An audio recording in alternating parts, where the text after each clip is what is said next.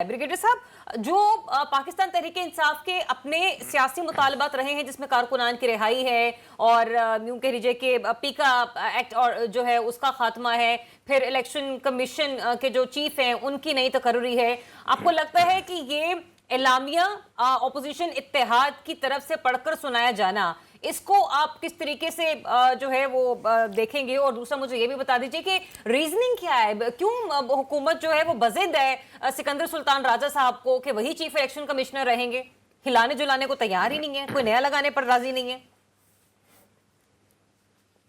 देखें दरियाब, पहली बात यह है कि जो अभी पीटीआई ने ये एक कोलिशन बना रही है, कोशिश कर रही है बनाने की, इसको आज से अगर 2-3 महीने पहले बनाते तो it would have been more effective. अच्छा। ख़ास तौर पे जब 26 अमेंडमेंट आ रही थी और उस वक्त मौलाना फजलुर रहमान भी इनके साथ बातचीत कर रहे थे और फिर सडनली इन्होंने अनाउंस कर दिया कि जी 24 नवंबर को हम लॉन्ग मार्च करेंगे और डी चौक पर आएंगे, विदाउट उनसे कोई मशवरा किए बगैर, जिस पर वो कटअप भी उन्होंने फील किया। सेम गौत फॉर मौलाना ये महमूद अचकज़ई साहब की भी, कि वो भी कंफर्टेबल फील कर रहे थे। फिर मुज़ाकरात के अंदर इनकी टीम महमूद अचकज़ई को नहीं पूछा गया। बात यह है कि इस वक्त PTI is in a very weak position, इसलिए कि उनके पास एक लीडर है जो अरेस्टेड है। नहीं, अगर पीटीआई वीक पोजीशन में, ब्रिगेडियर साहब, हुकूमत आपको मजबूत पोजीशन में नजर आ रही है इस इत्तेहाद के बनने के बाद, बेशक देर से बना?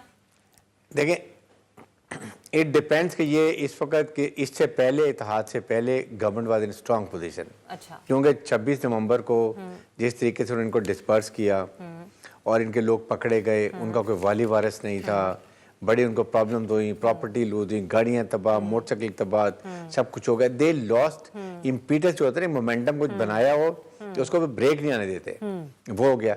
अब अल्टीमेटली मजबूरन इन्होंने, मेरे ख्याल में अब पीटीए को ये सब कुछ कैसर से को और इनको सबको पता चले जी कि हम सोलो फ्लाइट नहीं कर सकते। फिर इन्होंने कन्विंस किया इमरान खान को कि जी अब आपके जब तक हम पार्टी नहीं स्ट्रांग नहीं होंगे, अब स्ट्रांग अपोजिशन नहीं होगी, हम डिलीवर नहीं कर सकते, इम्पैक्ट नहीं क्रिएट कर सकते। It is a very lethal combination अगर ये चल सके, विच आई एम डाउट्स। अच्छा, बात यह है कि मौलाना फजलुर रहमान की, इसलिए कि मौलाना फजलुर रहमान का देखें, बात यह कि उनका गवर्नमेंट से पीपीएन से पहले भी काफ़ी क्लोज रहे हैं और उसी वक्त से 26 अमेंडमेंट के वक्त पे भी उन्होंने फिर फाइनली उसको एक्सेप्ट कर लिया, ये एग्रीड जी। इसी तरीके से आज अगर वो ये प्रेशर टैक्टिक्स डाल रहे हैं, वो हुकूमत में प्रेशर डालना चाहते हैं कि हुकूमत को इतना प्रेशर डालें कि वो अपनी मर्जी की बात बनवा सकें और मे बी वो वहाँ पर अपने जाके केपीके में भी अपने आप को और उनसे रिलीफ ले सके। सो दैट कुड बी, ये अपने देखना है कि ये कितना बाउंड रहते हैं, ठीक है, क्या एश्योरेंसेस एक दूसरे को देते हैं और एन मौके पे डिस्पर्स नहीं हो जाती और एक धर्म पट्टा नहीं इनका हो जाता।